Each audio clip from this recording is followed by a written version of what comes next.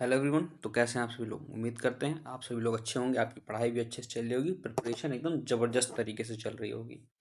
तो आज के इस वीडियो में हम लोग बात करने वाले हैं कि अगर आप फ्रेशर हो, मतलब अगर आप जस्ट 12th पास आउट होकर के निकले हो, ठीक है, तो आप 3 महीने के अंदर किस तरीके से आप अपना स्टडी प्लानिंग बना सकते हो, किस तरीके से आप अपना स्टडी प्लान क्रिएट कर सकते हो, ताकि आप 3 महीने के अंदर आप नीट 2025 के लिए क्वालिफाई कर जाओ। आप एक एमबीबीएस की सीट जो आपको चाहिए, एक एमबीबीएस की सीट जो आपको चाहिए, आप उसके लिए एलिजिबल हो जाओ। तो उसके लिए हम कुछ 10 पॉइंट्स की बात करेंगे, ठीक है। अगर आप इन 10 पॉइंट्स को सीक्वेंसली फॉलो करते हैं, ठीक है, तो इस बात की गारंटी मैं दे सकता हूं कि आपके सिलेक्शन से आपको कोई रोक नहीं सकता है। तो चलिए बात करते हैं सबसे पहले अपने सबसे पहले पॉइंट की, क्या है एक्सेस योर करंट लेवल। सबसे पहले आपको ये पता करना है कि आपका प्रेजेंट में लेवल क्या है, ठीक है। उसके लिए आप क्या कर सकते हो कि आपको सबसे पहले कहीं से स्टार्टिंग नहीं करनी, सिर्फ और सिर्फ एनसीईआरटी पे फोकस करना है, सिर्फ और सिर्फ एनसीईआरटी। आपको एनसीईआरटी बुक से इतना फेमिलराइज कर देना है अपने आप को कि आप उसकी लाइन बाय लाइन आपको चीज़ें रिमेंबर होनी चाहिए, याद होनी चाहिए, ठीक है। मैं सारे सब्जेक्ट के लिए बात कर रहा, चाहे वो बायो ले लो, चाहे वो फिजिक्स ले लो, या फिर आप केमिस्ट्री ले लो। इन सभी सब्जेक्ट्स के लिए आपको सिर्फ और सिर्फ एनसीईआरटी पर ही फोकस करना है, और कोई भी बुक आपको प्रिफर नहीं करनी है एनसीईआरटी के अलावा। कोई कितना भी कहे आपको एनसीईआरटी के अलावा कुछ भी प्रिफर नहीं करना है, सिर्फ और सिर्फ एनसीईआरटी, ठीक। तो इससे आप बुक से फेमिलियर हो जाओगे, कंटेंट से फेमिलियर हो जाओगे। वैसे भी आप अभी जस्ट 12th पढ़ करके आओगे, 11th 12th जस्ट पढ़ करके आओगे, तो आप अपने सब्जेक्ट से कहीं ज़्यादा फेमिलियर होगे, ठीक है। तो आपको एक ओवरऑल पता चल जाएगा कि आप किस लेवल पर हो, ठीक। उसके बाद आप एक मॉक टेस्ट दीजिए, ठीक है। मॉक टेस्ट में आपके जितने भी नंबर आते हैं उस नंबर को आप नोट करके रख लीजिए, ठीक। वो नंबर आपके 350 आ सकते हैं, नंबर आपके 450 आ सकते हैं, कुछ लोग 500 ला सकते हैं, ठीक है। कुछ लोग और अच्छे होंगे, वो 600 प्लस लेकर के आ रहे होंगे, अच्छी बात है। आपका जो भी स्कोर आ रहा है आप उसको नोट डाउन करके रख लीजिए, ठीक है, क्योंकि ये आपकी स्टार्टिंग फेज है। अब इसके बाद आप बाकी चीज़ों को स्टेप बाय स्टेप करते चले जाइए, फिर आप उन नंबर्स को मैच कीजिएगा, एट द एंड आपको रिजल्ट देखने को मिलेगा।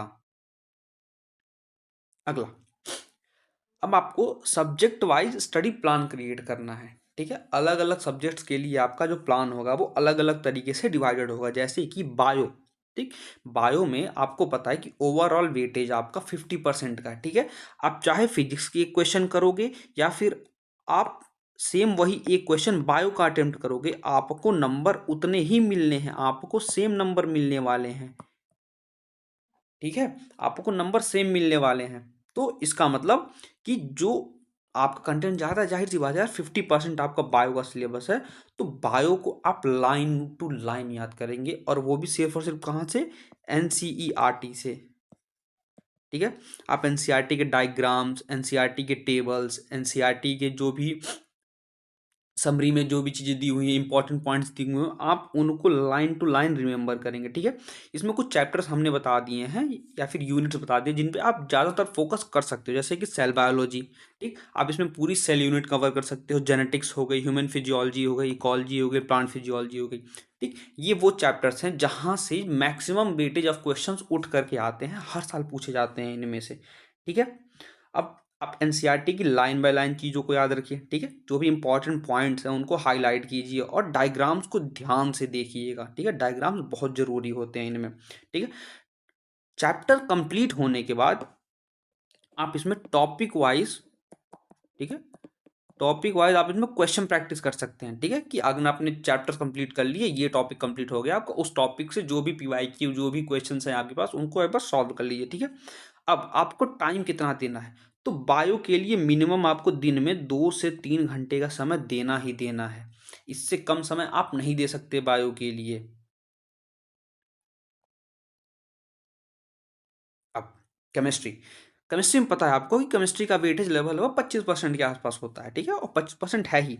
अब आपको किन एरिया पर फोकस करना है वो ध्यान देते हैं। फिजिकल केमिस्ट्री में आपके कुछ चैप्टर्स हैं जहाँ से क्वेश्चन डायरेक्ट बन करके आते हैं, जैसे मोल कॉन्सेप्ट हो गया, थर्मोडायनेमिक्स हो गया, केमिकल काइनेटिक्स हो गया, उसी तरीके से ऑर्गेनिक से जीओसी हो गया, general organic chemistry, hydrocarbons, functional group, यहाँ से क्वेश्चन डायरेक्ट उठ करके आते हैं। इनऑर्गेनिक केमिस्ट्री, पीरियोडिक टेबल हो गया, कोऑर्डिनेशन कंपाउंड हो गया, इनमें से क्वेश्चन एनसीईआरटी की लाइन से उठ करके आते हैं। तो इस बात का खास ध्यान रखेंगे कि ये सभी चैप्टर्स पढ़ते हुए एनसीईआरटी बुक अपने पास रखेंगे, एनसीईआरटी की लाइन टू लाइन पढ़ेंगे आप लोग इस चीज़ के लिए, ठीक है। अब आपको जो टाइम का आपका डिवीजन होगा ना, वो आप इक्वली डिवाइड कीजिएगा। अगर आप 40 मिनट या 50 मिनट अगर आप फिजिकल केमिस्ट्री को दे रहे हैं, तो उतना ही समय आप ऑर्गेनिक को देंगे, उतना ही समय आप इनऑर्गेनिक को भी देंगे, ठीक है। क्योंकि चीज़ें समझने के लिए तीनों में अवेलेबल हैं, ठीक है। तो टाइम कंज्यूमिंग लगेगा, तो आप टाइम को इक्वली डिवाइड कीजिएगा तीनों के लिए, ठीक है। न्यूमेरिकल प्रॉब्लम सॉल्व कीजिएगा, खासकर फिजिकल केमिस्ट्री से, ठीक है। और कई जगह पे क्वेश्चंस मिल जाएंगे, जैसे कि रिएक्शन मैकेनिज्म में आपको क्वेश्चंस मिल जाएंगे अच्छे खासे, तो उनकी प्रैक्टिस आप लोग बनाए रखिएगा। कितना समय दे सकते हैं आप? मिनिमम 2 घंटे तो आपको देने ही देने हैं केमिस्ट्री के लिए। बाकी अगर समय बच जाता है तो आप और दे सकते हो, लेकिन मिनिमम 2 आवर अ डे आपको देना है केमिस्ट्री के लिए। अब फिजिक्स की बात कर लेते हैं, तो फिजिक्स का भी सेम वही है, 25% वेटेज। फोकस एरिया आपको कहाँ कहाँ रखना है? मैकेनिक्स हो गया, इलेक्ट्रोस्टैटिक्स हो गया, करंट इलेक्ट्रिसिटी हो गई, ऑप्टिक्स हो गया, मॉडर्न फिजिक्स हो गया। ये वो चैप्टर्स या वो यूनिट्स हैं जहाँ से क्वेश्चंस लगभग लगभग पूछे ही जाते हैं हर साल, ठीक है। इनसे गारंटीड क्वेश्चंस आते हैं। अब आपको करना क्या है? सबसे पहले आपको कॉन्सेप्ट्स और जो न्यूमेरिकल्स हैं उनकी प्रॉपर अंडरस्टैंडिंग होनी चाहिए आपको। आप जो भी न्यूमेरिकल सॉल्व कर रहे हो उनके कॉन्सेप्ट्स आपको पता होने चाहिए, तभी आप उन न्यूमेरिकल्स को लगा पाओगे। तो सबसे ज़रूरी है कि आप कॉन्सेप्ट को ग्रास्प करो, जो भी चीज़ है आप उन कॉन्सेप्ट्स को पकड़ो, उन कॉन्सेप्ट्स पर फोकस करो, उसके बाद क्वेश्चंस तो अपने आप लग ही जाने हैं, ठीक है। अब आप फिजिक्स में स्टार्ट कैसे कर सकते हो? फिजिक्स में आप इजी टॉपिक से स्टार्ट कीजिए, ठीक है। जैसे कि आप मॉडर्न फिजिक्स से स्टार्ट कर सकते हो, ठीक है। मॉडर्न फिजिक्स में ज़्यादा चीज़ें थ्योरेटिकल होती हैं, ठीक है। आप मॉडर्न फिजिक्स से अपनी स्टार्टिंग कर सकते हो और धीरे धीरे टफर पोर्शन जैसे कि मैकेनिक्स वगैरह हो गए, आप इन पे मूव कर सकते हो, ठीक है। समय कितना? जाहिर सी बात है यार, फिजिक्स है तो हमें न्यूमेरिकल प्रॉब्लम ज़्यादा सॉल्व करने होंगे, तो 3 घंटे मिनिमम आपको देने ही देने हैं इस सब्जेक्ट के लिए, ठीक है। और इन 3 घंटों में से अगर आप 2 घंटे थ्योरी पे दे रहे हो तो 1 घंटा आपको क्वेश्चन प्रैक्टिस पर जरूर देना है भाई, ठीक है। कि आप 3 घंटों को डिवाइड कर लो, 2 घंटे हम थ्योरी पढ़ लेंगे, जो भी हमारे कॉन्सेप्ट्स वगैरह होंगे उनको देख लेंगे, और 1 घंटा हम न्यूमेरिकल की प्रैक्टिस करेंगे। तो कितने कितने घंटे हो गए आपके? 3 घंटा हो गया आपका बायो का, 2 घंटा हो गया आपका केमिस्ट्री का, और 3 घंटे हो गए आपके फिजिक्स के। तो तीन तीन छः तो 8 घंटे, मतलब आपको 8 से 9 घंटे की डेली स्टडी करनी ही करनी है। अब बात करते हैं आपके वीकली शेड्यूल की, कि आप वीकली अपना शेड्यूल बना कैसे सकते हो, ठीक है। तो मंडे टू सैटरडे, ठीक, मंडे टू सैटरडे आप थ्योरी पर फोकस कीजिए ज़्यादातर, ठीक है। अब जितनी भी थ्योरी आप ग्रास्प कर सकते हो इतने टाइम में आप थ्योरी पर फोकस कीजिए, प्रॉब्लम सॉल्विंग कीजिए, ठीक। और टॉपिक वाइज टेस्ट दीजिए आप, ठीक है। आपने एक टॉपिक खत्म किया, उसकी थ्योरी खत्म की, उसके क्वेश्चंस लगाए, अब उसके आप टेस्ट दे दीजिए, ठीक है। अब आपका रूटीन क्या हो सकता है कि मॉर्निंग टू इवनिंग आप कैसे पढ़ सकते हो? देखिए, मॉर्निंग हमेशा इजी सब्जेक्ट से स्टार्ट करनी चाहिए, ठीक है।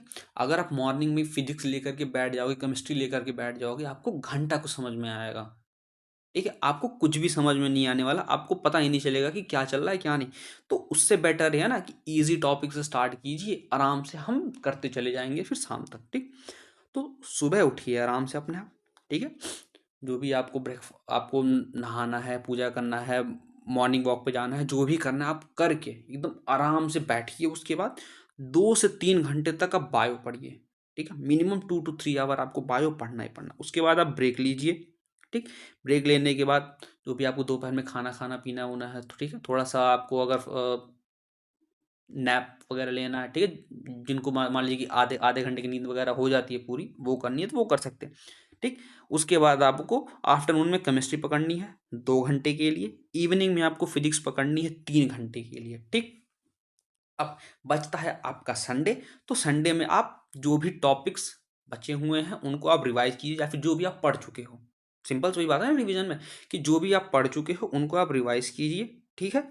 और एक फुल लेंथ का मॉक टेस्ट दीजिए अपने उन सभी टॉपिक्स का जिनको आप इस पूरे हफ्ते पढ़ चुके हो। ठीक, आप उन टॉपिक्स को नोट डाउन करते जाओ कि हमने आज ये टॉपिक खत्म किया, हमने आज ये टॉपिक खत्म किया, हमने आज ये टॉपिक खत्म किया। तो इनके आप मॉक टेस्ट दीजिए इन सभी चैप्टर्स को कंबाइन करके। ठीक है, अब ये जो आपके 8 से 10 घंटे का शेड्यूल है उनको मैनेज कैसे करना है, ठीक है, तो कुछ टाइम मैनेजमेंट टिप्स दे दे रहा हूं मैं आपको। ये नंबर 4 है हमारा। ठीक, 8 से 10 घंटे आपको डेली निर्धारित करने हैं अपनी पढ़ाई के लिए, जिनमें आप 1 से 1.5 घंटे बाद, ठीक, शॉर्ट ब्रेक ले सकते हो। मतलब 10 से 15 मिनट का आप ब्रेक ले सकते हो इनके बीच में। जैसे कि मान लो कि आप बायो 3 घंटे आपको पढ़नी है, ठीक, तो ऐसा कर लो आप कि बायो को आप 1.5 घंटे के शेड्यूल में बांट दो। ठीक, कि मैं पहले 1.5 घंटे पढ़ूंगा, ठीक, फिर आप 10 मिनट का ब्रेक ले लीजिए, ठीक, फिर आप 1.5 घंटे पढ़ लीजिए। ठीक, इस तरीके से आप कर सकते हैं। ठीक है, कि आपने 1.5 घंटे पढ़ाई की या फिर 1 घंटे पढ़ाई की, आपने 10 मिनट का ब्रेक लिया, फिर आप 1.5 घंटे और पढ़ लीजिए। ठीक, तो इससे क्या होगा, आप लेंदी टाइम पीरियड से बच जाओगे। ठीक है, और आपका जो कंसंट्रेशन है वो भी बना रहेगा। ठीक है, वरना ऐसा होता है कि लगातार पढ़ते पढ़ते पढ़ते पढ़ते आदमी पागल हो जाता है भाई, दिमाग नहीं काम करता उसका। ठीक है, तो उससे बेटर यही है ना कि हम थोड़ा सा ब्रेक ले लें, 10 मिनट का ब्रेक ले लें, जो भी हमें थोड़ा सा घूमना फिरना है, कुछ खाना पीना है, ठीक है, म्यूजिक सुनना है, तो आप वो कर सकते हो 10 मिनट के। लेकिन हाँ, 10 मिनट के अंदर ये मत करने लगे कि बैठ करके इंस्टाग्राम स्क्रॉल कर रहे हैं, नहीं भाई।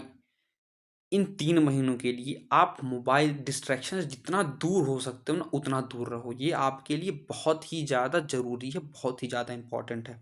ठीक, अब उन चैप्टर्स पर पहले फोकस कीजिए जिनकी वेटेज बहुत ज़्यादा है। ठीक है, या कम वेटेज वाले चैप्टर से कितने सवाल आएंगे, एक सवाल, मैक्सिमम टू मैक्सिमम 2 सवाल। हाँ, लेकिन यार उन चैप्टर्स को पकड़ो ना जहाँ से 4 सवाल आ रहे हैं, 5 सवाल आ रहे हैं, मैक्सिमम टू मैक्सिमम 4-5 सवाल आ रहे हैं। उन चैप्टर्स को सबसे पहले कवर करने की कोशिश करो, सबसे पहले फोकस करो उस पर। ठीक, और कॉन्सेप्ट्स को रेगुलरली रिवाइज करो।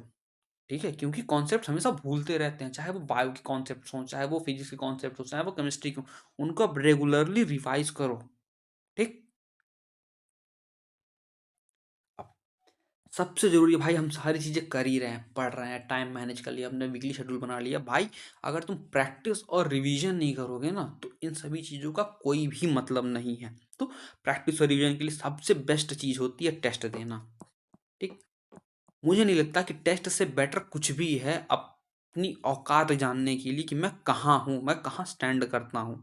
तो उसके लिए आपको क्या करना है भाई, आपको प्रैक्टिस और रिवीजन करने के लिए आपको मॉक टेस्ट देना। ठीक, एक मॉक टेस्ट हर हफ्ते आपको देना ही देना है।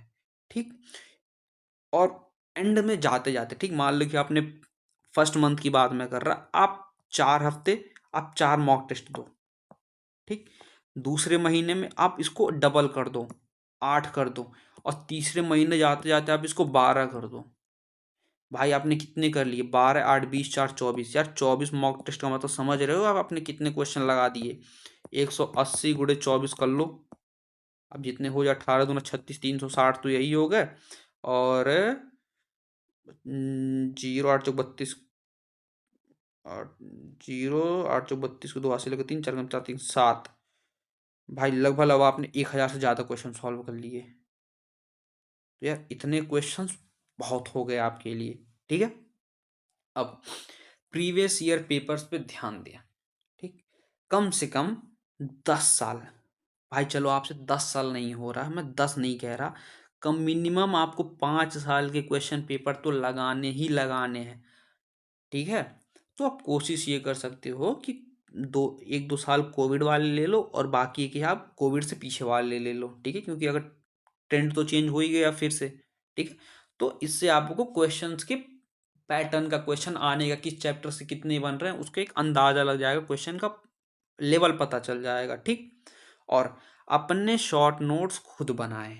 सबसे जरूरी बात, आप एंड टाइम पे पूरा चैप्टर नहीं पढ़ सकते हो, तो उससे बेटर है कि थ्योरी पढ़ते टाइम आप अपने शॉर्ट नोट्स क्रिएट करो जिनमें फार्मूलाज वगैरह हो। ठीक, कुछ रिएक्शंस हो गए, कुछ की कॉन्सेप्ट्स हो गए, वो सारे अपने पास रखो। एंड टाइम पे उसका क्विक रिवीजन कर लो, चाहे वो टेस्ट देने से पहले हो, चाहे वो कुछ रिवीजन करने से पहले, या फिर एग्जाम देने जा रहे हो, कुछ भी करने जा रहे हो भाई, शॉर्ट नोट्स अपने पास बना करके रखो ही रखो।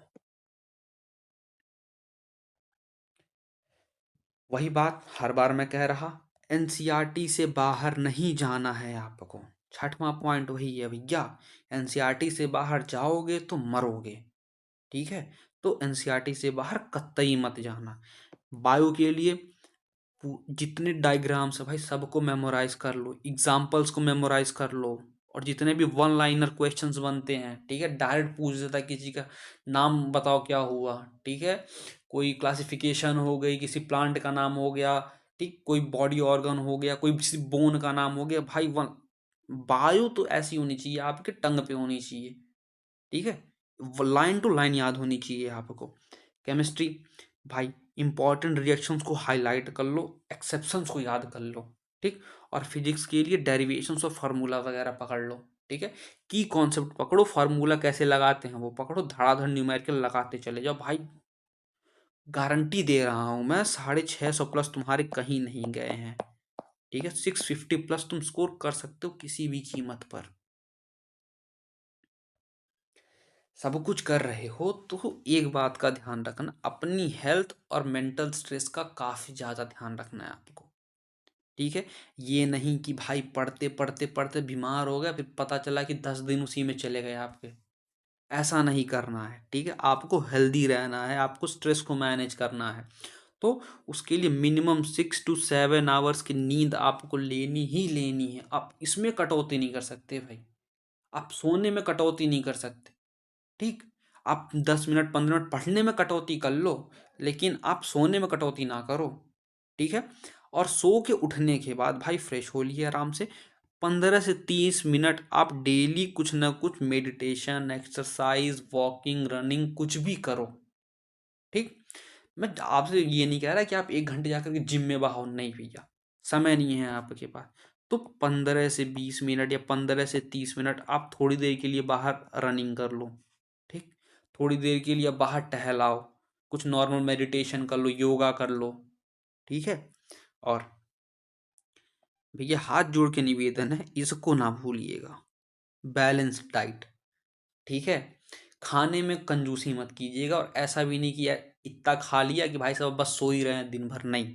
बैलेंस डाइट लीजिए, प्रॉपर न्यूट्रिशन लीजिए, अपने आप को हाइड्रेट रखिए।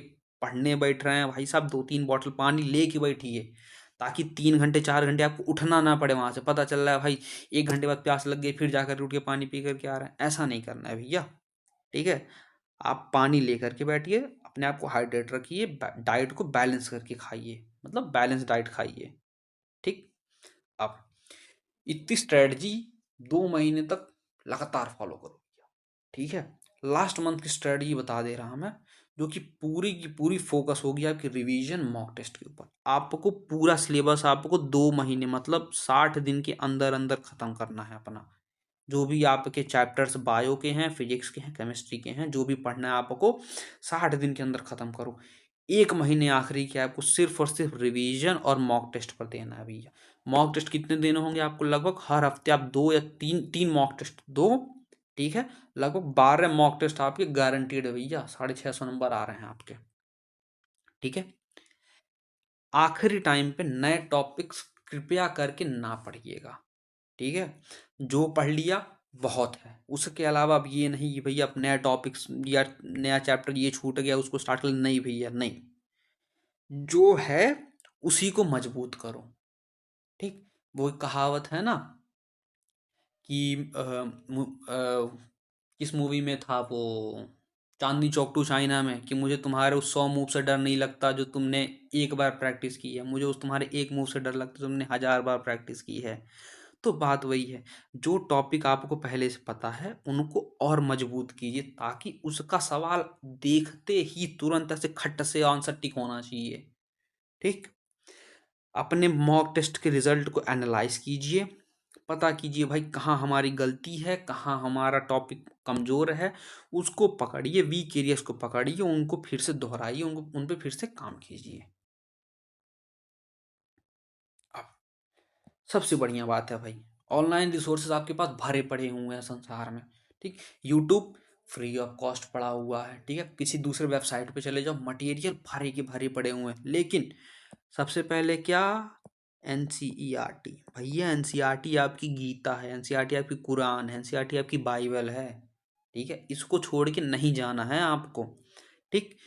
नीट प्रिपरेशन एप्लीकेशन बहुत सारी हैं, ठीक है। मुझसे पूछ लेना, मैं एक दो वीडियो बना दूंगा उस पर, कौन सी एप्लीकेशन वो भी दे दूंगा मैं, कमेंट में पूछ लेना, बता दूंगा मैं, ठीक। जिन पे आप क्विज की practice, flash cards, quick revision कर सकते हो। वो आपको पीडीएफ फॉर्म में मटेरियल प्रोवाइड कर देते हैं, बस आपको उनको 2-3 मिनट में देख करके खत्म कर लो, ठीक। जो भी टॉपिक आपको कठिन लगता है, समझ में नहीं आता, उनके आप वीडियो लेक्चर से देख लो वन शॉट में, ठीक है। ये नहीं बैठ के पूरी थ्योरी देख रहे हो, नहीं भैया, थ्योरी पढ़ने का समय नहीं रहा अब। मान लो कि आपको जेनेटिक्स में कोई टॉपिक फंसा हुआ है, ठीक, जेनेटिक्स में आपका कोई टॉपिक फंसा हुआ है, कोई पॉइंट नहीं आ रहा आपको, आप वन शॉट वीडियो पे जाओ, ठीक है। आप वन शॉट पूरा, और देखो ऐसा भी मत करो यार बैठ करके 4 घंटे का लेक्चर देख रहे हो, नहीं, 1.5 या 2x पे करो, जो टॉपिक फंसा हुआ है वो देख करके खत्म करो, फिर से प्रैक्टिस पे लग जाओ, ठीक है। समय नहीं है अब। आखिरी बात, मोटिवेशन बनाए रखिएगा, ठीक। एंड में यही कहूँगा मैं, ठीक। अपने गोल को डेली आप अपने आप को बताओ कि भैया हमारा गोल क्या है, कि हमें एक सीट लानी है एमबीबीएस की, अपने लिए, अपनी फैमिली के लिए, अपने मम्मी पापा के लिए एक सीट लेकर के आनी ही आनी है, ठीक। स्मॉल ब्रेक्स को लेते रहिएगा ताकि आप थकावट से बच सको, ठीक है, ताकि आप बर्नआउट ना हो पाओ, ठीक। और अपने छोटे छोटे प्रोग्रेस को आप सेलिब्रेट करो, ठीक है। आपने मॉक टेस्ट में अच्छा किया है भाई, कुछ अच्छा खा लो उस दिन, कुछ अच्छा पी लो उस दिन, ठीक। आप मॉक टेस्ट में अच्छा करते जाओ, भाई गारंटी दे रहा हूँ मैं, आप 650 प्लस भाई मैं 700 प्लस तक की बात कर रहा, चलो 650 दूर की बात, तो 700 प्लस ले जाओ तुम। अगर आपने इन बातों पे फोकस कर लिया तो भैया कहीं नहीं गया आपका सिलेक्शन। तो उम्मीद करते हैं कि आपको बातें समझ में आई होंगी कि हाँ आपको करना क्या है इन 3 महीनों के अंदर, अगर आप फ्रेशर हो तो, ठीक। क्योंकि भैया फ्रेशर हो तो आपको चीज़ें बेसिक से पढ़नी होंगी, बेसिक टू एडवांस जाना होगा, ठीक है। बाकी जो लोग ड्रॉपर्स वाले अगर इस वीडियो को देख रहे हैं तो उनके लिए हम वीडियो कल लेकर के आ जाएंगे, या फिर कुछ दिनों में वीडियो हम डाल देंगे कि ड्रॉपर्स के लिए 3 महीने में प्रिपरेशन कैसे करनी है, आपको क्या करना है, ठीक है। क्योंकि यार आप दोनों लोग अलग अलग लेवल पे हो, ठीक है। अभी ये जस्ट फ्रेशर निकला हुआ है 12th पास आउट करके, या फिर इसको 1 साल तैयारी के लिए हुआ, ड्रॉपर्स 2 साल 3 साल 4 साल से लगे हुए हैं, ठीक है। तो आपको वो नहीं करना है जो फ्रेशर्स के लिए मैं बता रहा हूँ, ये सिर्फ और सिर्फ फ्रेशर्स के लिए है, ठीक है। कि आपको हर एक टॉपिक को अच्छे से पढ़ना है, टॉपिक को कंप्लीट करने के बाद आप उस पर मॉक टेस्ट दीजिए, उनको आप रिवाइज कीजिए, आप नोट्स वगैरह बनाइए, ठीक। नोट्स बनाते चलिए साथ साथ, ठीक है। आपके पास एंड में टाइम नहीं रहेगा किसी से नोट्स मांग करके, वो करने का समय नहीं है आपके पास, खुद के नोट्स बनाते चलिए, शॉर्ट नोट्स, क्विक नोट्स आप जरूर बनाइएगा। तो मिलते हैं आपसे अगले वीडियो में।